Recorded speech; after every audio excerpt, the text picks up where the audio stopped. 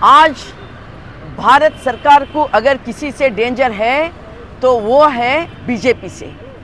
BJP का सत्ता साबुत कर दिया है पार्लियामेंट में कि वो पार्लियामेंट को ही सिक्योरिटी नहीं दे सकते हैं। पार्लियामेंट को सिक्योरिटी का बात जो एमपीज उठाए थे कि उनको उन प्रश्न का उत्तर देने का बजाय ये लोग पार्लियामेंट से भाग गए, पूरा देश से पहला, और जो तड़ीपार है वो गृह मंत्री बन गए हैं और उन्होंने संसदों का प्रश्न का उत्तर देने का बजाय उन्हें भाग गए। हम कहते हैं आप अगर पार्लियामेंट को सिक्योरिटी नहीं देते तो इस देश को कैसा देते? आप लोग भारत देश का वक्फ व्यवस्था जो फेडरल सिस्टम है, इस सिस्टम को आप अपमान करे हैं, भारत देश का लोगों को अपमान करे हैं। पूरा हिस्ट्री में पार्लियामेंट में 150 तक एमपीज को अमानत करके उनका जो शासन कर लेना है अंदर सर्वाधिकार के तौर से उन्होंने शासन कर लिया, वैसा सत्ता कभी इस देश नहीं देखा है। तो ये बीजेपी सरकार सर्वाधिकारी सरकार बन गया है। हालांकि इनका सिद्धांत तो हिटलर का सिद्धांत है, इनका सिद्धांत तो फैसिज्म का सिद्धांत है। ये बीजेपी सत्ता तो आरएसएस जो कहता है वो जारी करते हैं। आरएसएस का सिद्धांत तो फैसिस्ट का सिद्धांत है। तो ये साबित हो गया, उन्होंने नंगा हो गया पूरा दुनिया में कि पार्लियामेंट को सिक्योरिटी नहीं देते। अगर सिक्योरिटी का क्वेश्चन कोई तो उनको बाहर डालते और इन्हें भाग जाते और इनका जो कानून कर लेना है वो कर लेते। तो ये क्या है?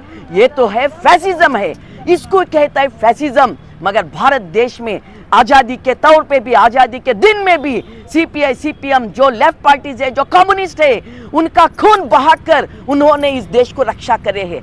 अभी भी उन्होंने, हम लोग सीपीआई सीपीएम जो कम्युनिस्ट है, लेफ्ट पार्टीज है, हमारा खून बहा के भी हम इस देश का रक्षा करते हैं। क्या समझे है मोदी जी और अमित शाह जी? आप विश्व गुरु कहते हैं, कैसे का विश्व गुरु है? ऐसा भ्रम, ऐसा झूठे बातें कि भारत देश में कह के भारत लोगों का जिंदगी बर्बाद करने का ये जो बात है ना आपका, ये नहीं चलेगा। अभी आपका फैसिज्म नहीं चलेगा। ये कहने के लिए आज सीपीआई सीपीआईएम हमने जंटी प्रोटेस्ट गुलबर्गा में करे हैं।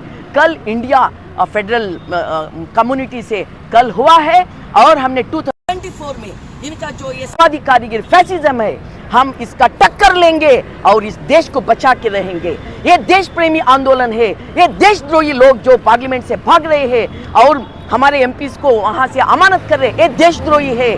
ये इसका टक्कर तो है ही, मगर अब हमेशा इसका जीत हो गया, इस देश का फेडरल सिस्टम का जीत हो गया है। वो भी होता है, वो सब करने के लिए लेफ्ट पार्टीज पूरा देश में काम कर रहे हैं।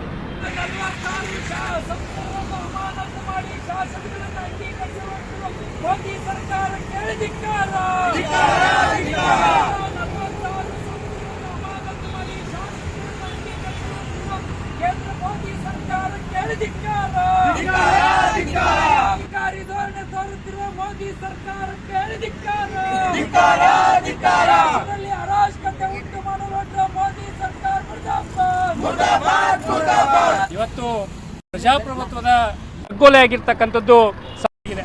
ಈ ದೇಶದೊಳಗೆ ಏನೋ ಲೋಕಸಭಾ ಅಧಿವೇಶನ ನಡೆದಿದೆ, ಅಧಿವೇಶನದೊಳಗೆ ಒಂದು ಅಲ್ಲಿರ್ತಕ್ಕಂಥ ಎಂಪಿಗಳು, ಬೇರೆ ಬೇರೆ ಪಕ್ಷದ ಎಡಪಕ್ಷಗಳು ಸೇರಿಕೊಂಡು ವಿವಿಧ ಪಕ್ಷ ಎಂಪಿಗಳು ಪ್ರಶ್ನೆಯನ್ನ ಕೇಳಿದ್ರು।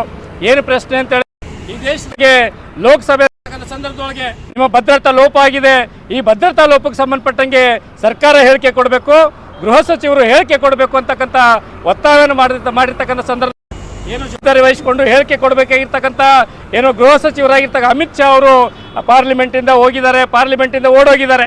ಇದನ್ನ ಪ್ರಶ್ನೆ ಮಾಡಿರ್ತಕ್ಕಂಥ ಎಂಪಿಗಳಿಗೆ ಇವತ್ತು 146 ಎಂಪಿಗಳನ್ನ ಸದನದಿಂದ ಹೊರಗಾಕಿದ್ದಾರೆ।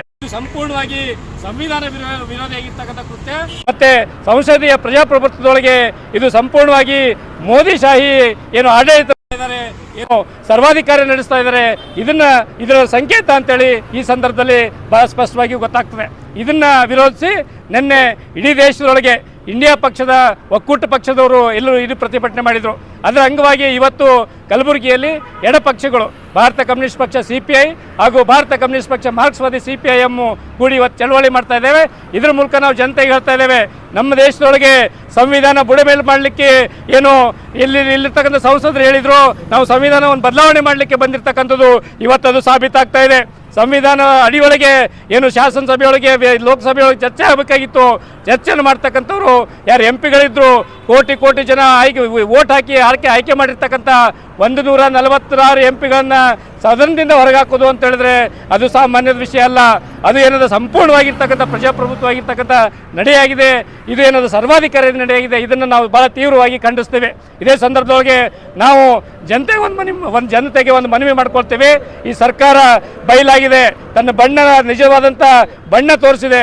ನಾವು ಈಗಲೇ ಎಚ್ಚೆತ್ಕೊಂಡು ಮುಂಬರ್ತಕ್ಕಂಥ 2024 ಎಲೆಕ್ಷನ್ ಒಳಗೆ ಇಂಥ ಒಂದು ಜನವಿರೋಧಿಯಾಗಿರ್ತಕ್ಕಂಥ ಸರ್ಕಾರಕ್ಕೆ ಕಿತ್ತೊಗಿಬೇಕು, ಇಂಥ ಒಂದು ಪ್ರಜಾಪ್ರಭುತ್ವ ವಿರೋಧಿ ಸರ್ಕಾರಕ್ಕೆ ಕಿತ್ತೊಗಿಬೇಕು ಅಂತಕ್ಕಂಥ ವಿಷನ್ ಇಟ್ಕೊಂಡು ನಾವು ಹಳ್ಳಿಗೆ ಪ್ರತಿ ಮನೆಗೆ ಹೋಗಲಿಕ್ಕೆ ಎಡಪಕ್ಷಗಳು ಇವತ್ತು ಬದ್ಧ ಆಗ್ತೀವಿ, ಇವತ್ತು ಪಣ ತೊಡ್ತೀವಿ. ಆ ಮೂಲಕ ಈ ಸರ್ಕಾರನ ಕಿತ್ತೊಗಿಲಿಕ್ಕೆ ನಾವು ಮುಂದಾಗ್ತೀವಿ ಅಂತಕ್ಕಂಥ ಮಾತನ್ನು ಹೇಳ್ತಾ, ಇವತ್ತು ಜನರಿಗೆ ವಿಷಯ ಗೊತ್ತಾಗಬೇಕು ಅನ್ನೋ ಉದ್ದೇಶದಿಂದ ನಾವು ಇವತ್ತು ಪ್ರತಿಭಟನೆ ಮಾಡ್ತಾ ಇದ್ದೀವಿ ಎಡಪಕ್ಷಗಳು. ನಾನು ಡಾಕ್ಟರ್ ಮಹೇಶ್ ಕುಮಾರ್ ರಾಠೋಡ್, ಭಾರತ ಕಮ್ಯುನಿಸ್ಟ್ ಪಕ್ಷ CPI ಜಿಲ್ಲಾ ಕಾರ್ಯದರ್ಶಿ.